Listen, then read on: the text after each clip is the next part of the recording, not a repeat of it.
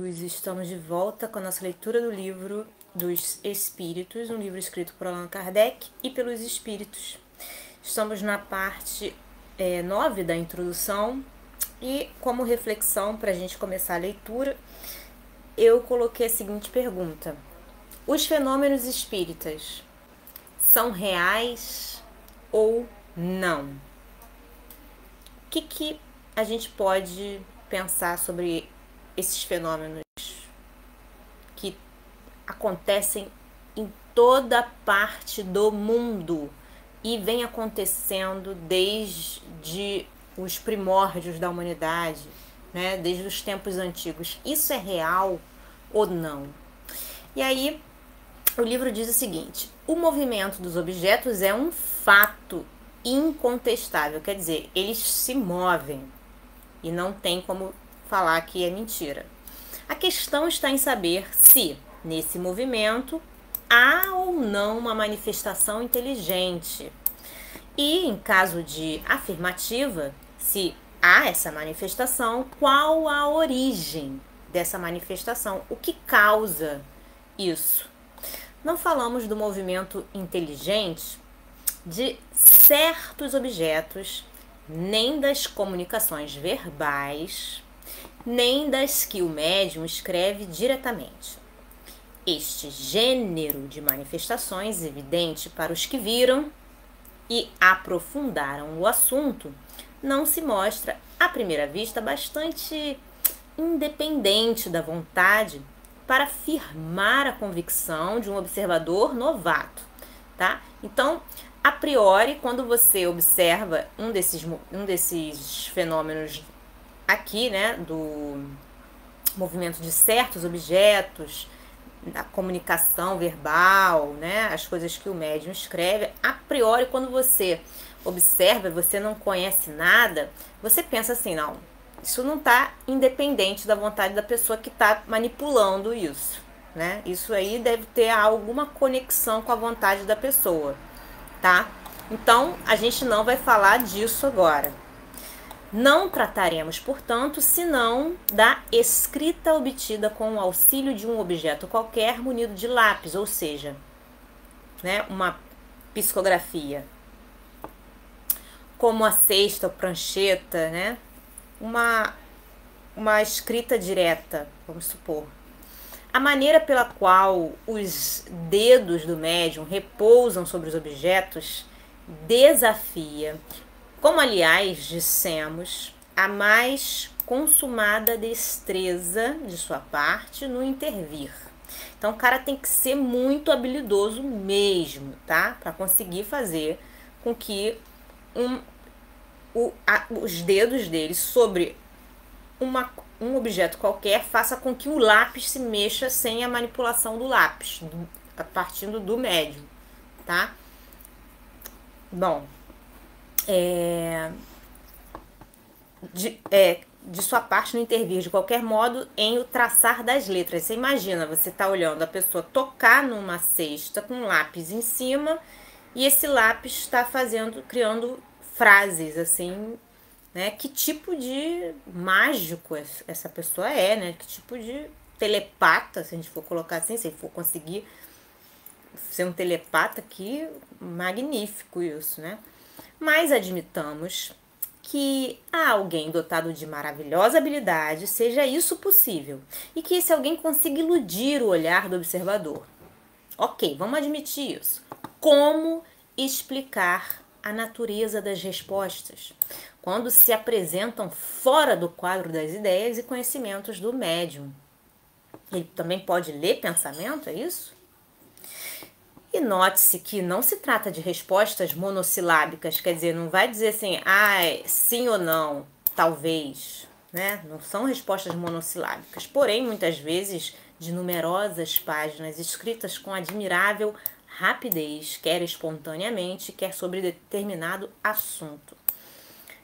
Se sob os dedos do médium, menos versado em literatura, quer dizer, o cara não lê nada, surgem de quando em quando poesias de impecáveis sublimidade e pureza, que os melhores poetas humanos não se dedignariam de subscrever. O que ainda torna mais estranhos esses fatos é que ocorrem por toda parte, né? Não é só num lugar. E que os médiuns se multiplicam ao infinito. São eles reais ou não? Para esta pergunta, só temos uma resposta. Vede e observai. Não vos faltarão ocasiões de fazê-lo, mas, sobretudo, observai repetidamente, por longo tempo, de acordo com as condições exigidas. Quer dizer, se você vai fazer uma pesquisa, você tem uma metodologia para fazer isso, né? A não ser que você queira só dar uma opinião. Aí a opinião não serve para nada. Se você não observou, não fez uma pesquisa, né? Aí vai ser só sempre a sua opinião. Que respondem a essa evidência os antagonistas, aqueles que são, né, opositores. Eles dizem o seguinte: sois vítimas do charlatanismo ou joguete de uma ilusão. Então, aquelas pessoas que observam repetidamente, por longo tempo, né, com todo um critério, os antagonistas dizem que elas ainda continuam sendo vítimas. Ou é do charlatanismo, pessoas que estão querendo enganar os outros, ou é de ilusionistas, né, pessoas que querem te iludir. Diremos primeiramente que a palavra charlatanismo não cabe onde não há proveito. O que ele quer dizer com proveito? Os charlatães não fazem grátis o seu ofício. Então, quando você vai numa pessoa que cobra para te mostrar um prodígio dela, olha, eu sei fazer isso aqui, mas são 5 euros para você ver, né? Aí você poderia dizer que ela é ou não é um charlatão, porque ela está ganhando um proveito. Seria muito, quando muito, uma mistificação, tá? Então ele pode estar querendo te enganar, mas já que não está tirando proveito, é só para zombar de você.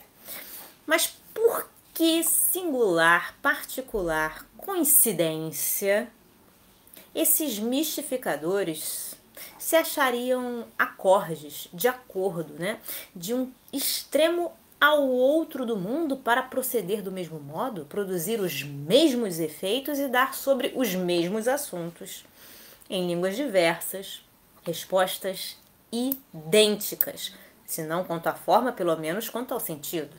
Como é que se explica isso? Como compreender-se que pessoas austeras, sérias, honradas, instruídas, se prestassem a tais manejos, a tais situações? E com que fim? Qual é o objetivo? Como achar em crianças a paciência e a habilidade necessárias a tais resultados? Porque se os médiuns não são instrumentos passivos, indispensáveis, se lhes fazem habilidade e conhecimentos incompatíveis com a idade infantil e com certas posições sociais. Dizem então que, se não há fraude, pode haver ilusão de ambos os lados. Quer dizer, os dois estão iludidos, tanto quem está fazendo as coisas quanto quem está observando. Em boa lógica, a qualidade das testemunhas é de alguma importância. Quer dizer, você não é uma testemunha qualquer. Você é uma testemunha que tem conhecimento prévio de causa, um conhecimento que você pode verificar se aquilo ali é falso ou verdadeiro. Ora, é aqui o caso de perguntarmos se a doutrina espírita, que já conta milhões de adeptos, só os recruta entre os ignorantes. Os fenômenos em que ela se baseia são tão extraordinários que concebemos a existência, pelo menos, da dúvida, né?